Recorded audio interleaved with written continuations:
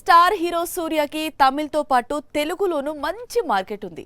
తన cinema hit అయితే రెండు చోట్ల భారీ కలెక్షన్స్ వస్తాయి. అలాంటి సూర్య ఇప్పటి వరకు తెలుగులో స్ట్రైట్ మూవీ చేసింది లేదు. అయితే తాజాగా ఫ్యాన్స్ కి గుడ్ న్యూస్ చెప్పాడు సూర్య.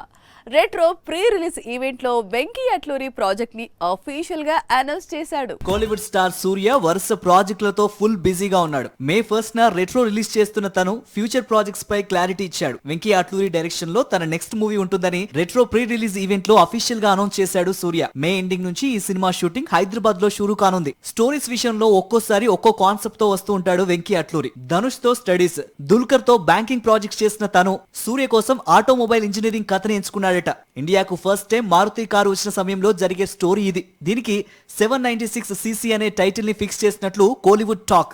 ఇందులో సూర్య యంగ్ ఇంజనీర్ గా కనిపించబోతున్నాడు. మొత్తానికి సినిమాకి కొత్త వర్షన్ ని తెరపైకి తెస్తున్నాడు సూర్య. కంగువా తర్వాత రెట్రో చేసిన తను ఇప్పుడు వెంకీ ప్రాజెక్ట్ ని స్టార్ట్ చేయబోతున్నాడు. అలాగే రొలెక్స్, వాడి వాసల్, కంగువా 2 సినిమాలు లైన్ లో ఉన్నాయి. వీటిలో ఈ 3 హిట్ అయినా పాన్ ఇండియా రేంజ్ లో సూర్య క్రేజ్ పీక్స్ కి చేరే అవకాశం ఉంది.